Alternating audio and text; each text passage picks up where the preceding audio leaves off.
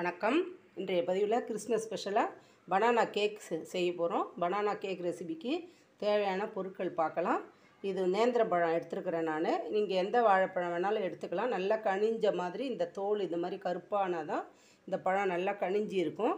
இந்த நேந்திர பழம் மட்டும் அப்படி தான் எடுக்கணும். இப்போ இதை 3 பழம் எடுத்துருக்கிறேன் நான். 1½ கப்பு மைதா இந்த கப்பில் தான் எடுத்துருக்கேன். எல்லாமே நீங்கள் உங்கள் ஏதாவது ஒரே அளவுலாம் எடுத்துக்கோங்க. இதில் தான் எடுத்துருக்கிறேன் நான். இதில் 1½ கப்பு மைதா நல்லா சலிச்சிட்டு சேர்த்துருக்குறேன். 3 வாழைப்பழம், baking powder 1 spoon, baking soda 1 spoon, 1 பிஞ்சு உப்பு. இப்போ இது 3ஐயும் நம்ம இந்த மாவில் சேர்த்து ஒரு கலக்கி எடுத்து வச்சுக்கலாம். நல்லா கலந்து விட்டுக்கலாம் டிஸ்கில் வச்சு. இப்போ அடுத்தது வாழைப்பழத்தை தோல் உரித்து நம்ம மிக்சியில் சேர்த்து பேஸ்ட்டாக அரைச்சின்னு வந்துடுறேன். இப்போ கேக் செய்யறதுக்கு நான் எப்பயும் இந்த குக்கர் தான் யூஸ் பண்ணுவேன். இப்போ இதை நம்ம ஒரு ஸ்டாண்டு போட்டு, இது குக்கர் இல்லைன்னா நீங்கள் அடி கனமான பாத்திரம் ஏதாவது கடாய் அந்த மாதிரி எடுத்துக்கலாம். உப்பு கொட்டியும் வைக்கலாம். இந்த மாதிரி ஒரு ஸ்டாண்டு வச்சுருக்கேன்.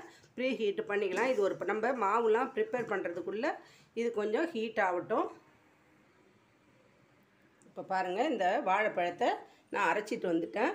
இதையும் நம்ம இந்த மாவுலேயே சேர்த்து ஒரு கலக்கி வச்சுக்கலாம். சுத்தமாக மிக்சியில் இருக்கிறத நம்ம வழித்து எடுத்துக்கலாம். தண்ணியே கொஞ்சம் கூட சேர்க்கக்கூடாது. மிக்சியில் இருக்கிறதெல்லாம் நல்லா சுத்தமாக வழித்து போட்டுக்கலாம். வழித்து ஒரு டிஸ்க் வச்சு கலந்துக்கலாம். இப்போது இந்த பனானா எல்லாத்தையுமே சேர்த்தாச்சு. இதில் எல்லாத்துலேயும் மாவில் கலந்துக்கலாம். நம்ம எல்லாத்தையும் சேர்த்து கலந்து விட்டுக்கலாம். இப்போ அடுத்தது வாழைப்பழம் அரைச்ச அதே மிக்சி ஜாரில் 1/2 கப்பு நாட்டு சர்க்கரை எடுத்துக்கோங்க. 1/2 கப்பு அளவுக்கு வெள்ளை சர்க்கரை. நீங்கள் முழுசும் நாட்டு சர்க்கரை எடுத்துக்கிறதுனாலும் எடுத்துக்கலாம், உங்களுடைய விருப்பம்தான். இப்போது இதில் 1/2 கப்பு அளவுக்கு பால், காய்ச்சி ஆற வச்ச பால் சேர்க்க போகிறோம். 1/2 கப்பு எது எல்லாமே ஒரே அளவில் எடுத்துக்கோங்க. இதில் 2 முட்டை இல்லைன்னா நீங்கள் தயிர் சேர்க்கலாம். முட்டை சேர்த்து நான் செய்கிறேன் இன்றைக்கி. பாருங்கள், நான் 2 முட்டை சேர்த்துருக்குறேன். இப்போது நம்ம பட்டர் சேர்க்கலாம், இல்லைன்னா 1/2 கப்பு ஆயில் சேர்க்குறேன் நான். பட்டருக்கு பதில் வாசனை இல்லாத எந்த எண்ணெய் வேணால் நீங்கள் சேர்க்கலாம். 1/2 கப் ஆயில், 1/2 கப்பு நாட்டு சர்க்கரை, 1/2 கப்பு வெள்ளை சர்க்கரை, 2 முட்டை, 1/2 கப்பு பால், 1/2 கப்பு எண்ணெயோ இல்லை நீங்கள் பட்டரோ எது வேணாலும் சேர்த்துக்கலாம். இதை மிக்சியில் அடித்து எடுத்துக்கலாம். இப்போ பாருங்கள், முட்டை, சர்க்கரை இதெல்லாம் கலவையை சேர்த்தது இந்த வாழைப்பழ கலவையில் நம்ம சேர்த்துக்கலாம். இது கொஞ்சம் சின்ன பவுலாக இருக்குது. நான் இதில் மாற்றிக்கிறேன். இப்போ இந்த பவுலில் கொஞ்சம் அதிகமாக இருந்துச்சுன்ட்டு நான் ஒரு சில்வர் பாத்திரத்தில் மாற்றிக்கிட்டேன். இப்போது இதில் கொஞ்சம் வெனிலா எசன்ஸு ஒரு 1/2 ஸ்பூன் கிட்ட ஊற்றிக்கலாம் வாசனைக்காக. இப்போது இதில் கலக்கிக்கலாம். இதில் நல்லா டிஸ்க் வச்சு நம்ம எல்லாமே ஒன்றாக்கிக்கலாம். ஒன்றா கலந்து எடுத்துக்கலாம். மாவு கலவையை நம்ம ரெடி ஆகிடுச்சு. வாழைப்பழ பனானா கேக்குக்கு ஈஸியாக செஞ்சிடலாம். வீட்டில் வாழைப்பழம் பழுத்த பழம்லாம் இருந்ததுன்னா வேஸ்ட் பண்ணாமல் பண்ணிக்கலாம். நல்லா இந்த மாதிரி டிஸ்க் வச்சு எல்லாத்தையும் நல்லா அடிக்கொண்டு எதுவுமே எங்கேயும் லம்ப்ஸ் இல்லாமல் நல்லா கலக்கியாச்சு. ஒரே டைரெக்ஷனில் தான் நம்ம கேக்குக்கு செய்யும்போது ஒரே பக்கமாக தான் செய்யணும். நம்ம இந்த பக்கம் மாற்றி செய்யக்கூடாது. இப்போது இதை எடுத்துட்டு நம்மளுக்கு மாவு ரெடி ஆகிடுச்சு கேக் பண்ணுறதுக்கு. நம்ம இதில் கேக் டின்னை தயார் பண்ணணும். ஒரு ஸ்பேச்சுலா வச்சு கூட நம்ம நல்லா கலந்து விட்டுக்கலாம். மாவு இந்த பக்குவமாக இருக்கணும்.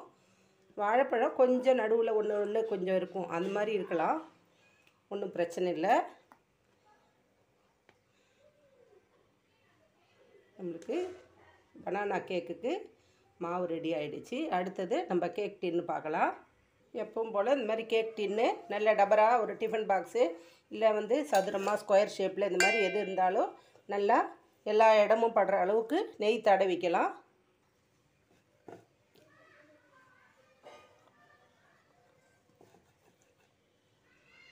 இந்த மாதிரி எல்லா இடமும் சுற்றிலும் நம்ம தடவி வச்சுக்கலாம். அப்போ தான் நம்மளுக்கு கேக் எடுக்கும்போது ஒட்டாமல் வரும். நீங்கள் பட்டர் பேப்பர் இருந்தாலும் பட்டர் பேப்பரு போட்டுக்கலாம், இல்லைன்னா லேசாக மாவு தூவி வைக்கலாம். நான் வெறும் நெய் மட்டும் தடவி இந்த மாவு கலவையை இந்த டின்னில் ஊற்றுறேன். இதில் இருக்கிறதெல்லாம் சுத்தமாக எடுத்து வைக்கிறேன். கேக் டின்னில் மாவை ஊற்றியாச்சு. நல்லா டேப் பண்ணி விட்டுடுங்க. நல்லா 2 கையாலையும் டேப் பண்ணி விட்டுட்டிங்கன்னா உள்ளே எதுவும் பபுள்ஸ் இல்லாமல் இருக்கும். இப்போ வந்து நம்ம இந்த குக்கர் சூடு பண்ணியிருக்கோம் பாருங்கள். இதை ஒரு 10 நிமிஷம் ஆகுது வச்சு. இப்போ இது உள்ளே எடுத்து இதை நான் வச்சிடுறேன். கரெக்டாக இது 10 நிமிஷம் குக்கர் வந்து ப்ரீ ஹீட் பண்ணியிருக்கிறேன். இதுக்கு மேலே நம்ம மூடி போட்டு மூடிடுறேன். இப்போ இது வந்து ஒரு 40 நிமிஷம் கரெக்டாக ஆகும். நீங்கள் நடுவில் வேணால் ஒரு வாட்டி செக் பண்ணிக்கோங்க. ஒரு டூத் ஸ்டிக் வச்சு குத்தி பார்த்துட்டு எடுக்கலாம். ஒரு கரெக்டாக 40 நிமிஷம் கழித்து நம்ம பார்க்கலாம். அடுப்பு வந்து மீடியம்லேயே தான் வச்சுருக்கேன். ரொம்ப ஹை வைக்கலை. நம்ம ஹீட் பண்ணும்போது மட்டும்தான் பெருசாக வச்சு ஹீட் பண்ணேன். இப்போ நம்ம கேக் டின்னை வச்ச உடனே ஸ்லோலே இருந்தால் தான் அந்த எந்த நாத்தம்லாம் இல்லாமல் இருக்கும். அதனால் இல்லைன்னா புகைச்ச நாத்தம் அடிக்கிற மாதிரி இருக்கும். அதனால் நம்ம வந்து ஸ்லோலே வச்சு ஒரு 40 நிமிஷம் கழித்து பார்க்கலாம். இப்போது நடுவில் ஒரு வாட்டி நம்ம எடுத்து பார்க்கலாம் செக் பண்ணி. இப்போது ஒரு 30 நிமிஷம் ஆகிருக்கு. இப்போ பார்க்கலாம். இல்லை வேகலை. உள்ளே இன்னும் ஒரு 10 நிமிஷம் கரெக்டாக ஆகணும். அவங்கவுங்க மாவு அளவுக்கு தகுந்த மாதிரி கொஞ்சம் ஹீட் வந்து கொஞ்சம் முன்ன பின்ன லேட் ஆகும்.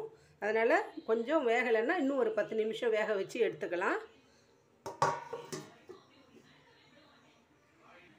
ஓகே பாருங்கள், 40 நிமிஷம் கழித்து பார்த்தேன். வேகாமல் இருந்துச்சு. இப்போ வந்து பார்க்கலாம். இப்போ நான் 1 ஹவர் ஆகிடுச்சி. இப்போ பாருங்கள், இப்போயும் கொஞ்சம் இருக்குது. இன்னும் ஒரு 10 நிமிஷம் இருக்குது. 6 மணிக்கு கரெக்டாக ஏற்றினேன்.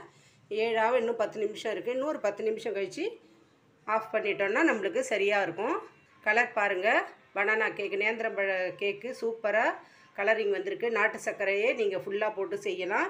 இன்னும் ஒரு 10 நிமிஷம் கழித்து நம்ம ஓப்பன் பண்ணி பார்க்கலாம்.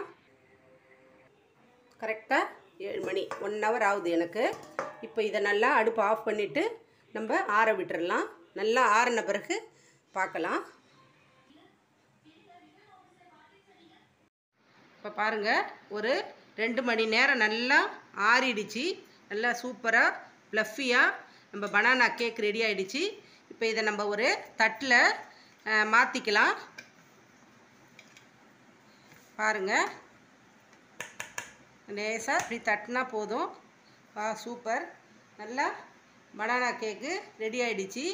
இப்போ இதை நம்ம இப்படியே மாற்றிக்கலாம். இப்போ இது நம்ம வந்து பீஸ் போட்டுக்கலாம். நம்மளுக்கு தேவையான சைஸுக்கு நம்ம பீஸ் போடலாம்.